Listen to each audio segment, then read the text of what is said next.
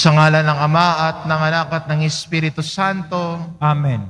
Sumainyo ang Panginoon. At sumayo rin. Mga kapatid, aminin po natin ang ating mga kasalanan upang marapat tayong gumanap sa banal na pagdiriwang.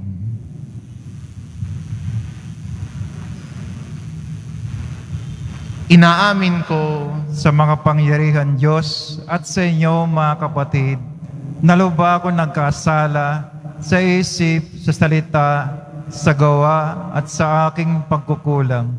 Kaya isinasamo ko sa Mahal na Birheng Maria, sa lahat ng mga anghel at mga banal, at sa inyo mga kapatid na ako'y ipanalangin sa Panginoong ating Diyos.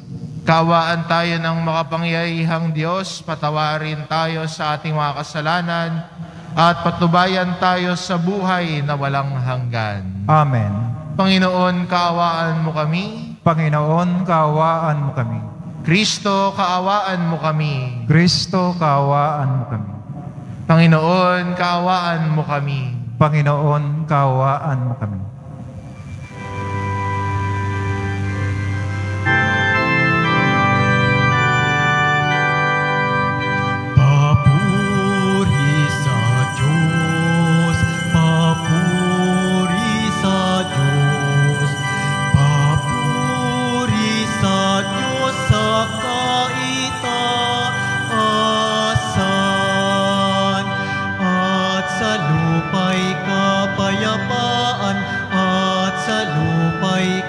kapayapaan sa mga taong kinalulugdan niya. Pinupuri ka namin, dinarangal ka namin, sinasamba ka namin, ipinagbubunyi ka namin, pinasasalamatan ka namin. Dahil sa dakila mong angking kapurihan,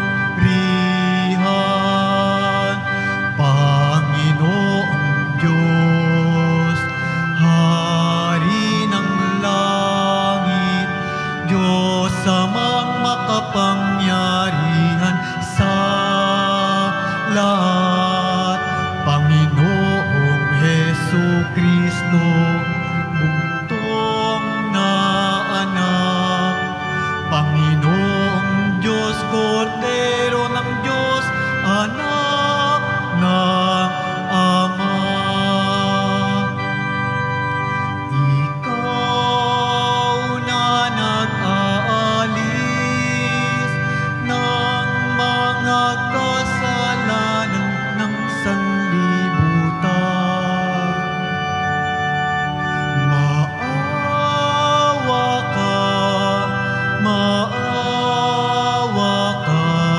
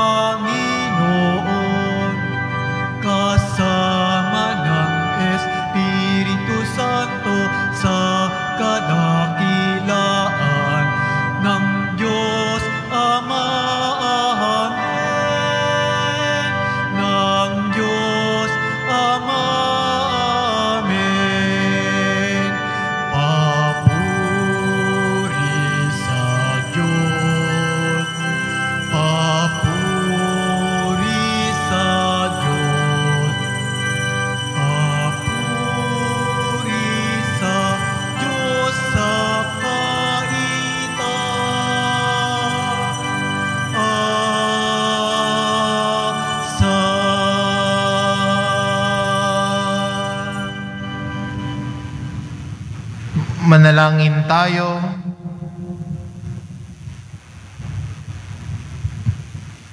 Ama naming makapangyarihan, ginagawa mong kami magkaisa ng kalooban. Ipagkaloob mong ang iyong mga utos ay aming mahalin. Ang iyong mga pangako ay hangarin naming tanggapin, upang sa anumang pagbabago sa paligid namin, manatiling matatag ang aming loobin sa tunay na kasiyahang matatagpuan sa iyong piling.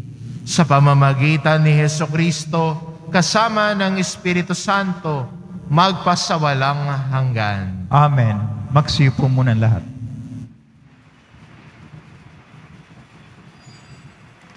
Pagbasa mula sa aklat ni Propeta Isaías.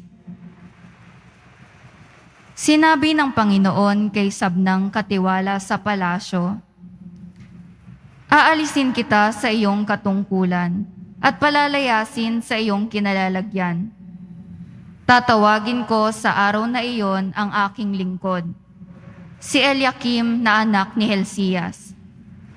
Siya ang pagsusuotin ko ng iyong buong kasuotan. Ibibigay ko sa kanya ang iyong kapangyarihan. Siya ang magiging pinakaama ng Jerusalem at ng Huda. Ibibigay ko sa kanya ang susi ng bahay ni David. Ang kanyang buksay walang makapagsasara at walang makapagbubukas ng ipininid niya. Itatayo ko siyang parang haligi ng tolda. Itatayo ko ng matibay sa isang matatag na lugar. At siya'y magiging marangal na luklukan para sa sambahayan ng kanyang ama."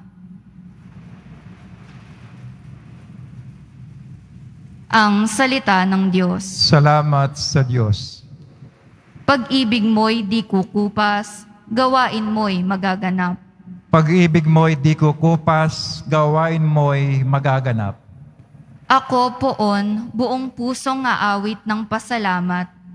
Sa harap ng mga anghel, pupurihin kitang ganap.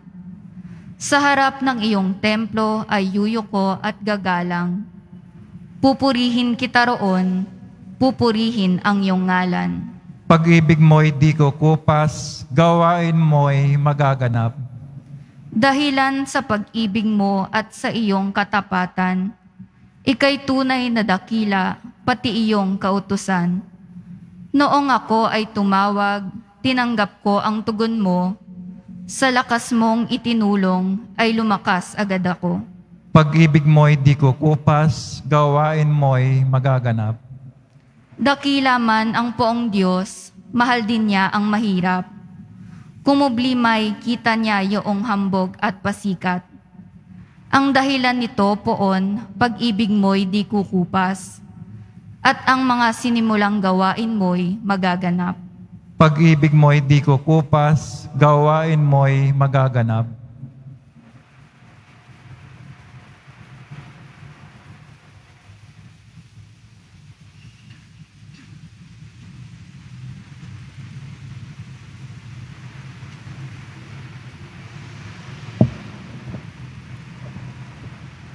Pagbasa mula sa sulat ni Apostol San Pablo sa mga taga-Roma.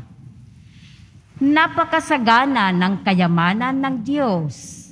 Di matarok ang kayamanan, karunungan at kaalaman ng Diyos. Hindi malirip ang kanyang mga panukala at pamamaraan, gaya ng nasusulat. Sapagkat sino ang nakaalam sa pag-iisip ng Panginoon? O sino ang naging tagapayo niya? Sino ang nakapagkaloob ng anuman sa Diyos para siya na may gantimpalaan? Sino ang nakapagkaloob ng anuman sa Diyos para siya na may gantimpalaan? Sapagkat mula sa Kanya at sa pamamagitan niya at sa Kanya ang lahat ng bagay. Sa Kanya ang karangalan, magpakailanman. Amen.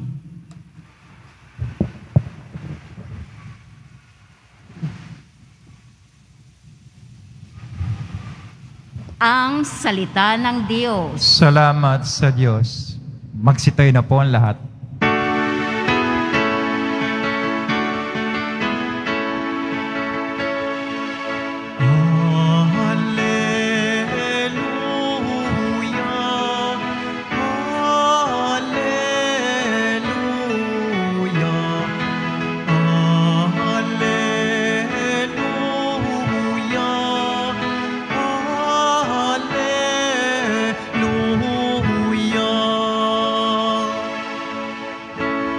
Ikaw, Pedro, ang saligan ng aking simbahang banal, nadaig ang kamatayan.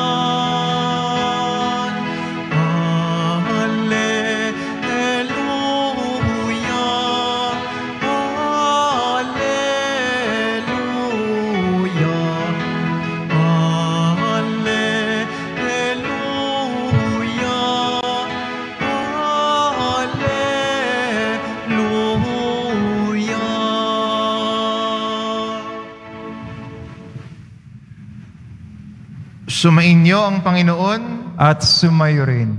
Ang mabuting balita ng Panginoon ayon kay San Mateo. Papuri sa iyo, Panginoon. Noong panahong iyon, dumating si Jesus sa lupain ng Cesarea ng Filipos. Tinanong niya ang kanyang mga alagad, sino raw ang anak ng tao ayon sa mga tao? At sumagot sila, ang sabi po ng ilan, si Juan Bautista kayo. Sabi naman ng iba, si Elias kayo. At may nagsabi pang, si Jeremias kayo o isa sa mga propeta. Kayo naman, ano ang sabi ninyo? Sino ako? Tanong niya sa kanila. Sumagot si Simon Pedro, kayo po ang Kristo, ang anak ng Diyos na buhay. Sinabi sa kanya ni Jesus, mapalad ka, Simon, na anak ni Jonas, sapagkat ang katotohanan ito'y hindi inihayag sa iyo ng sino mang tao, kundi ang aking amang nasa langit. At sinasabi ko naman sa iyo, ikaw ay Pedro, at sa ibabaw ng batong ito ay itatayo ko ang aking simbahan. At hindi makapananaig sa kanya kahit ang kapangyarihan ng kamatayan. Ibibigay ko sa iyo ang mga susi ng kaharian ng langit. Ang ipagbawal mo sa lupa ay ipagbabawal sa langit. Ang ipinahintulot mo sa lupa ay ipahihintulot sa langit. At mahigpit niyang tinagubilinan ang kanyang mga alagad na huwag sabihin kanino man na siya ang Kristo. Ang mabuting balita ng Panginoon. Pinupuri ka namin, Panginoong Jesucristo. Magsiyo po muna ang lahat.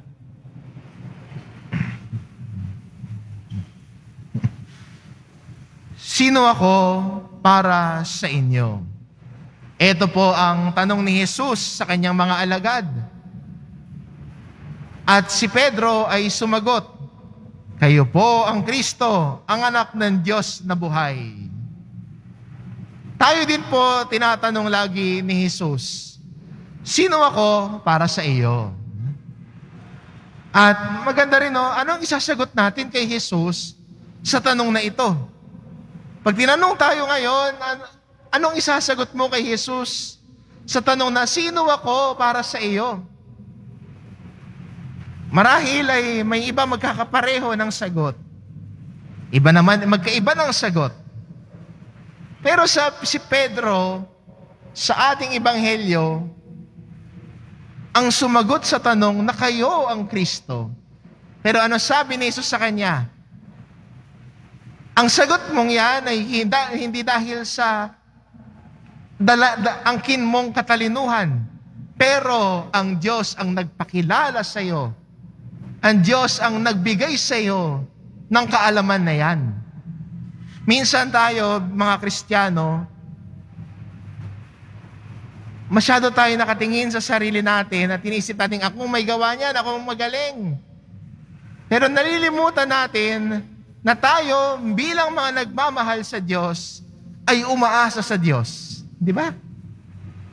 Tayo bilang mga nagmamahal sa Diyos ay umaasa sa Kanyang kabutihan. Kaya sa Kanya tayo kumakapit dahil patuloy tayong umaasa sa Kanya dahil Siya ang pag-asa natin. Di ba? Minsan sinasabi natin, Panginoon, lahat na meron ako ay galing sa iyo. Pwedeng material na bagay, pwede ang katalinuhan. Minsan, pag iniisip natin, ako ang may gawa ng lahat, sa akin galing ang lahat, anong nangyayari sa taong yon? Hindi siya nagiging grateful. Ang nangyayari sa kanya, nagiging boastful o mayabang. Believe masyado sa sarili. Kaya nung sasagot ni Pedrong yan, pinalalahanan siya agad ni Jesus.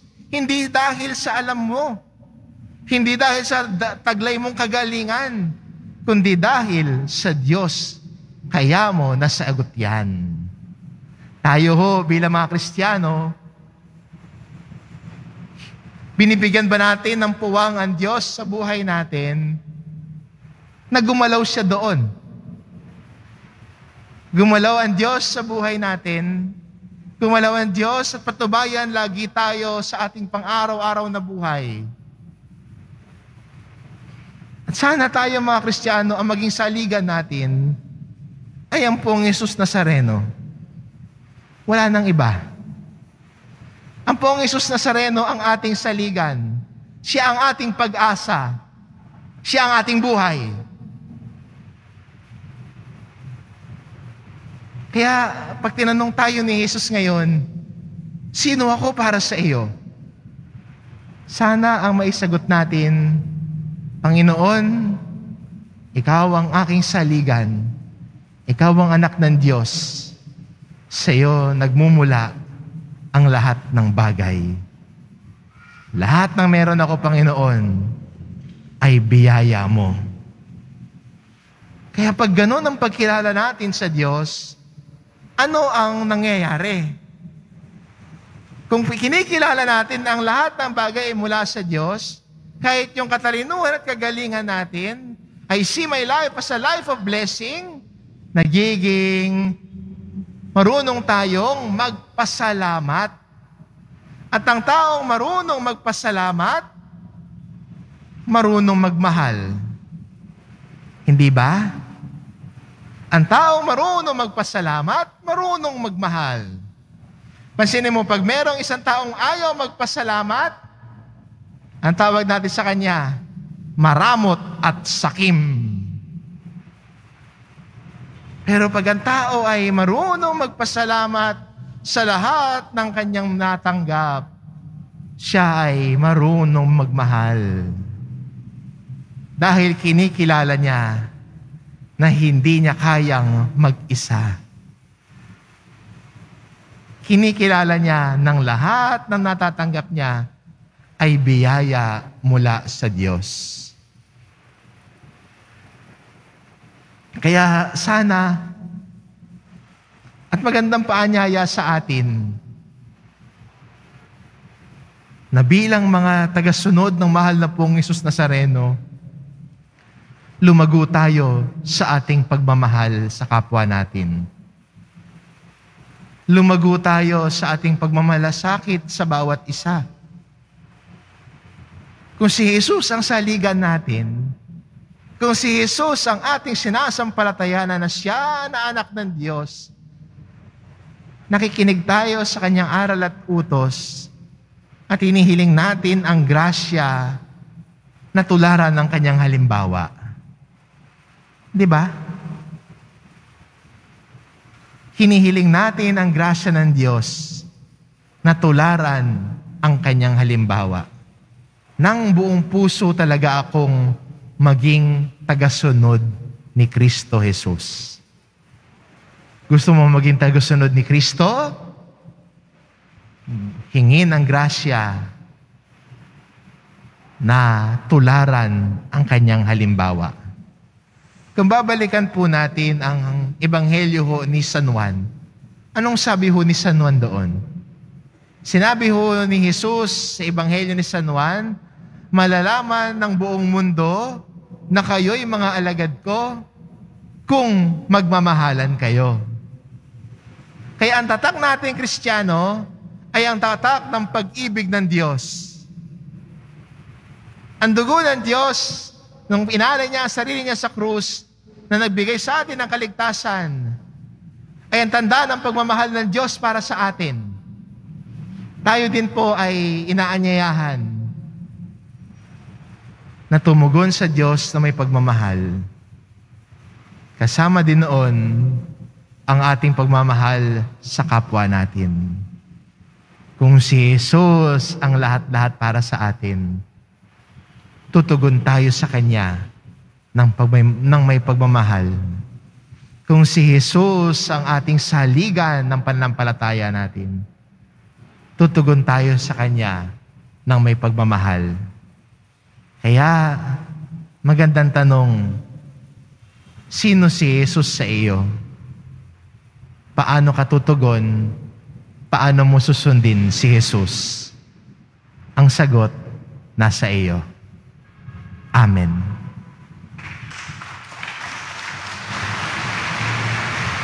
Magsitayo na po ang lahat.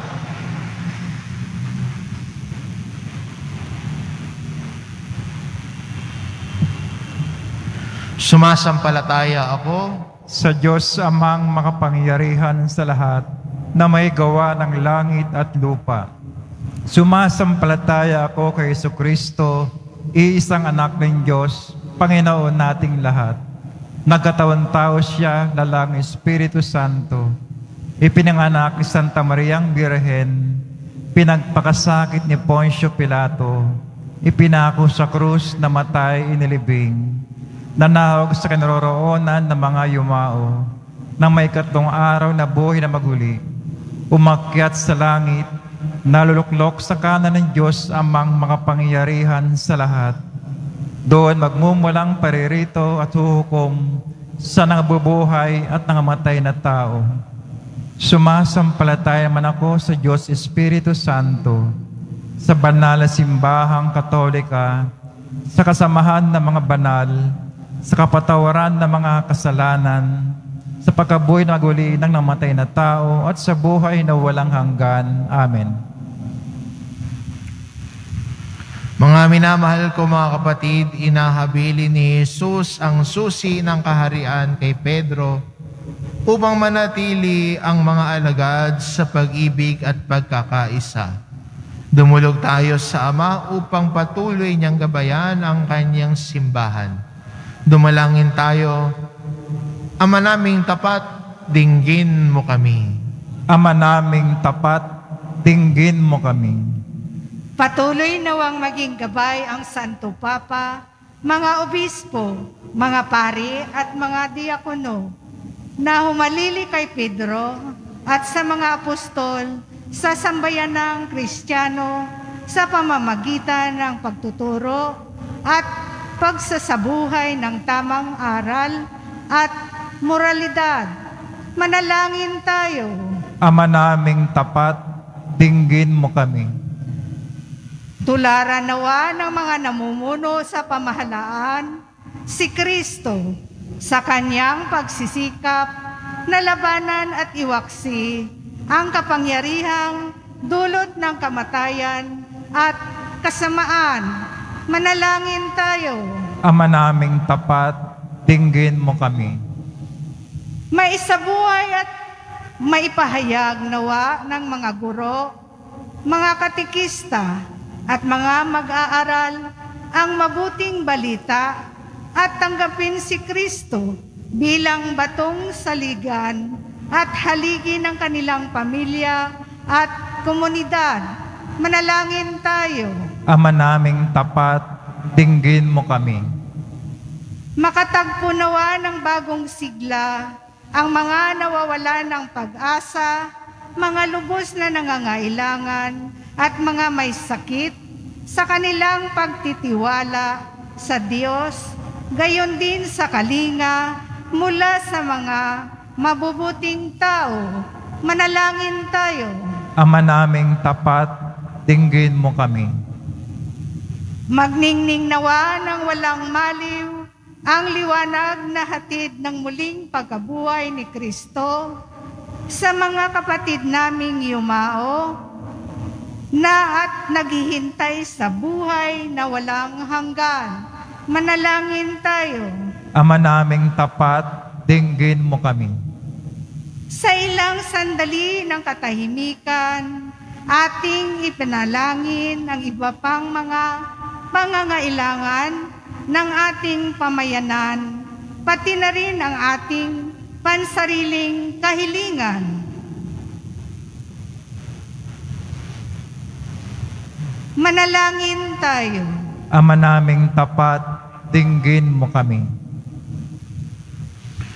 Ama, pinatatag mo ang aming pananampalataya sa pamamagitan ni San Pedro at ng kanyang mga kahalili. Igawad mo ang mga biyayang kailangan namin upang lumago kami sa iisang pananampalatayang itinuturo't iniwan ni Jesucristong anak mo at aming Panginoon, magpas sa walang hanggan. Amen. Magsipo muna ang lahat.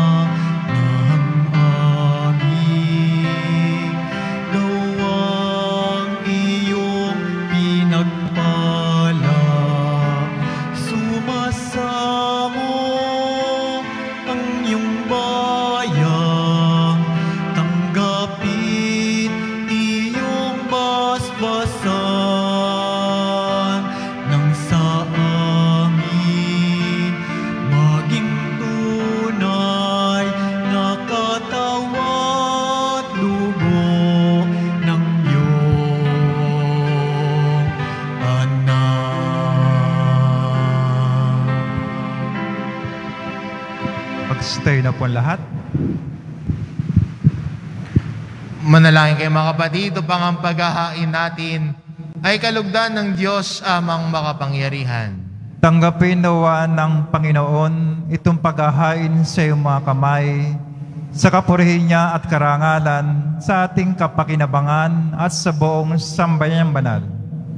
Ama naming lumikha, pinagkamit mo kami ng iyong pagkupkop, pakundangan, sa isang pampalagiang paghahandog, kaya't sa iyong sambayanan na iyong ipagkaloob ang pagkakaisa at kapayapaang nagbubuklod, bunga ng aming mga alay ng iyong ikinalugod, sa pamamagitan ni Jesucristo, kasama ng Espiritu Santo, magpasawalang hanggan. Amen. Sumainyo ang Panginoon at sumayo rin. Itaas sa Diyos ang inyong puso at diwa. Itinaas na namin sa Panginoon. Pasalamatan natin ang Panginoong ating Diyos. Marapat na siya ay pasalamatan. Ama naming makapangyarihan, tunay ngang marapat na ikaw ay aming pasalamatan. Ikaw ang lumikha sa tanan. Ikaw ang nagtakdang magkaroon ng gabi at araw, gayon din ng tag-init at tag-ulan. Ikaw ang humubog sa tao bilang iyong kawangis, na mapagkakatiwala ang mga siwa sa daigdig. Ikaw ngayon pinaglilingkuran ng pagganap sa pananagutan ng iyong pinagtitiwalaan sa pamamagitan ng anak mong mahal. Kaya kaisa ng mga anghel na nagsisiawit ng papuri sa iyo, nang walang humpay sa kalangitan, kami nagbubunyi sa iyong kadakilaan.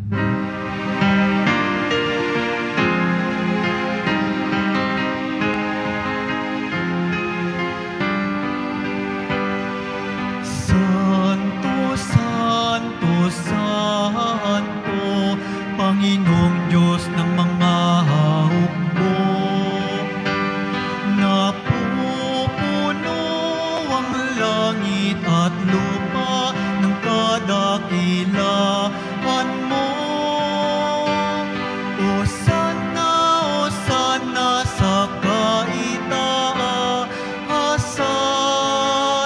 pinagpala ang naparirito sa ngalan ng Panginoon. Hosana, Hosana sa kaitaasan.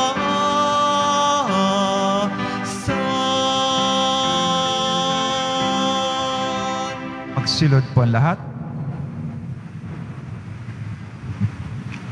Ama naming banal, ikaw ang bukal ng tanang kabanalan, kaya't sa pamamagitan ng iyong Espiritu gawin mong banal ang kaloob na ito, upang para sa amin maging katawan at dugo ng aming Panginoong Hesukristo. Bago niya pinagtiis ang kusang loob na maging handog, hinawakan niya ang tinapay, pinasalamatan kanya. Pinagati-hati niya iyon, iniabot sa kanyang mga alagad at sinabi, "Tanggapin ninyong lahat ito at kanin. Ito ang aking katawan na ihahandog para sa inyo."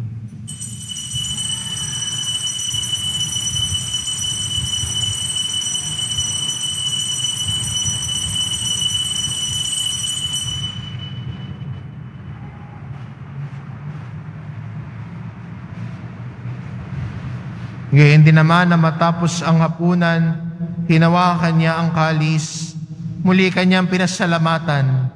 Iniabot niya ang kalis sa kanyang mga alagad at sinabi, "Tanggapin ninyong lahat ito at inumin. Ito ang kalis ng aking dugo, ng bago at walang hanggang tipan. Ang aking dugo na ibubuhos para sa inyo at para sa lahat, sa ikapagpapatawad ng mga kasalanan. Gawin ninyo ito sa pag-alala sa akin."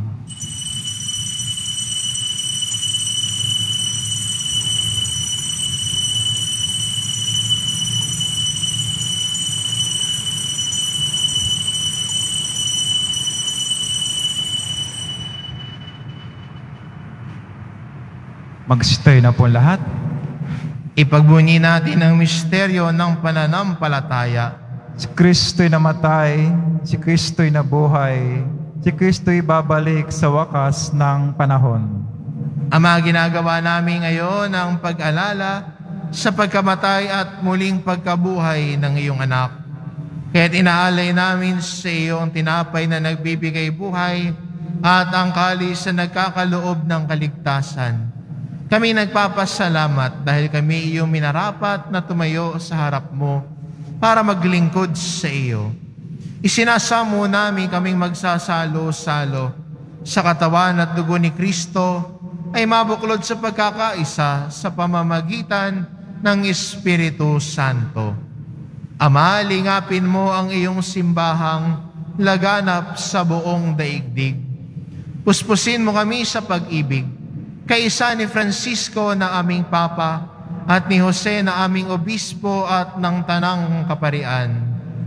Alalahanin mo rin ang mga kapatid naming nahimlay nang may pag-asang sila'y muling mabubuhay, gayon din ang lahat ng mga pumanaw. Kaawaan mo sila at patuloyin sa iyong kaliwanagan. Kaawaan mo at pagindapatin kaming lahat na makasalo sa iyong buhay na walang wakas. Kaisa ng mahal na Birheng Maria na ina ng Diyos, ng kabiyak ng puso niyang si San Jose, kaisa ng mga apostol at ng lahat ng mga banal na namuhay dito sa daigdig ng kalugod-lugod sa iyo. Maipagdiwang nawa namin ang pagpupuri sa ikararangal mo sa pamamagitan ng iyong anak na aming Panginoong Hesukristo. Sa pamamagitan ni Kristo, kasama niya at sa Kanya, ang lahat ng parangal at papuri ay sa iyo, Diyos amang makapangyarihan, kasama ng Espiritu Santo, magpa sa walang hanggan.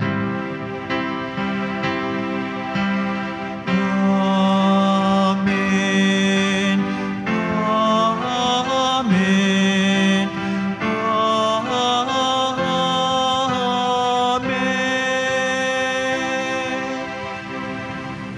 Sa tagubilin ng mga nakagagaling na utos at turo ni Jesus na Panginoon natin at Diyos, ipahayag po natin ng lakas loob. Ama namin, sumasalangit ka, sambahin ang ngalan mo, mapasa amin ang kaharian mo, sundin ang loob mo dito sa lupa para nang sa langit. Bigyan mo kami ngayon ng aming kakanin sa araw-araw at patawarin mo kami sa aming mga sala para na ang pagpapatawad namin sa nagkakasala sa amin at huwag mo kami pahintulot sa tukso at yadya mo kami sa lahat ng masama. Hinihiling namin kami adya sa lahat ng masama pagkalooban ng kapayapaan araw-araw. Iligtas sa kasalanan at ilayo sa lahat ng kapahamakan. Samantalang aming pinananabikan ng dakilang araw ng pagpapahayag ng tagapagligtas naming si Jesucristo. Sapagkat iyo ang kaharian at ang kapangyarihan, ang kapurihan magpakailanman. Amen. Panginoong Jesucristo, sinabi mo sa iyong mga apostol, kapayapaan ang iniiwan ko sa inyo, ang aking kapayapaan ang ibinibigay ko sa inyo. Tungayan mo ang aming pananampalataya at huwag ang aming pagkakasala. Pagkalooban mo kami ng kapayapaan at pagkakaisa ayon sa iyong kalooban, kasama ng Espiritu Santo, magpasawalang hanggan. Amen. Ang kapayapaan ng Panginoon ay laging sumainyo. At sumayo rin. Magbigayan kayo ng kapayapaan sa isa't isa.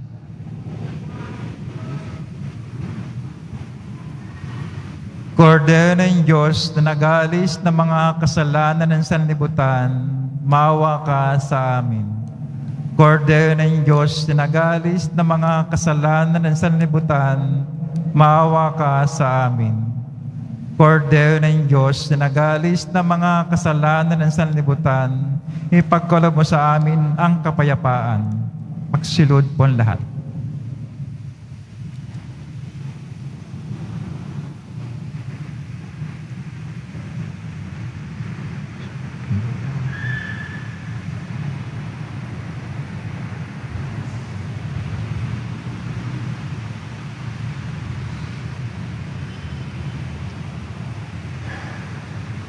Ito ang kordero ng Diyos. Ito nag-aalis ng kasalanan ng sanlibutan. Mapalad ang mga inaanyayahan sa kanyang piging. Panginoon, hindi ako karapat-dapat na magpatuloy sa iyo, ngunit sa isang salita mo lamang ay gagaling na ako.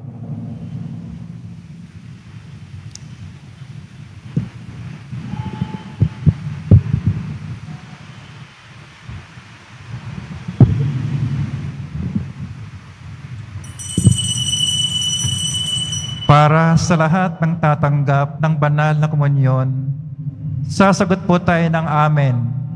Pagkasabi ng pare o lay minister ng katawan ni Kristo at isubo agad sa bibig bago umalis sa harapan ng pare o lay minister. Sumunod po tayo. Maraming salamat po.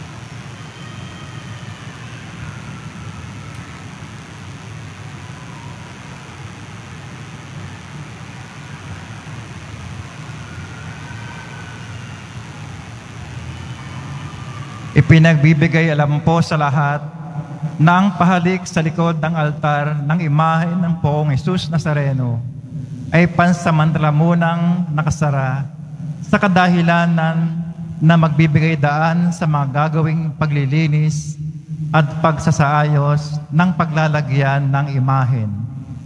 Kaugnay nito, patuloy pa rin naman po ang pahalik ng imahen ng Nazareno sa Benedict Building sa Evangelista Street po ang pasukan o daanan. Pagkatapos ng misa, wiwisikan po ang lahat ng banal na tubig. Pinakikiusapan ng lahat na manatili lamang muna sa inyong mga lugar. Tanging sa Quezon Boulevard o sa Plaza San Juan lamang ang labasan ng lahat. Sumunod po tayo. Maraming salamat po sa inyong pagdalaw at pagsisimba sa Basilica Minor at Pambansang Dambana ni Jesus Nazareno. Magsitayo na po ang lahat. Manalangin tayo. Ama naming mapagmahal, lubusin mo sa amin ang kagalingang bigay ng iyong pag-ibig na ngayon ipinagdiriwang. At kami naway magkaroon ng ganap na kaunlaran upang sa lahat ng aming pinagkakaabalahan, ikaw ay aming mabigyang kasiyahan sa pamamagitan ni Jesucristo kasama ng Espiritu Santo magpa sa walang hanggan. Amen. Sumainyo ang Panginoon. At sumayo rin. Mahal na pong Jesus Nazareno, inihayag mo sa pamamagitan ng krus ang walang maliw na pag-ibig ng Diyos sa sangkatauhan. Pakinggan mo ang kahilingan ng iyong angkan na nagsusumamo sa iyo. Makamtanawa nila ang iyong katugunan at tanggapin ang kasagutan ng may utang na loob na tinatanaw. Basbasan din po ninyo ang mga may dala-dala nilang imahin at dasalan. Sa pamamagitan ng bendisyon na ito, naway maalala nila ang mga pangako nila noon sa binyag, na ikaw ang kanilang iibigin at paglilingkuran bilang Panginoon magpa sa walang hanggan. Amen. At pagpalain kayo ng ating mapagmahal na Diyos, ang Ama at ang Anak at ang Espiritu Santo. Amen. Humayo kayo, taglayang kapayapaan ng Poong Jesus Nazareno. Salamat sa Diyos.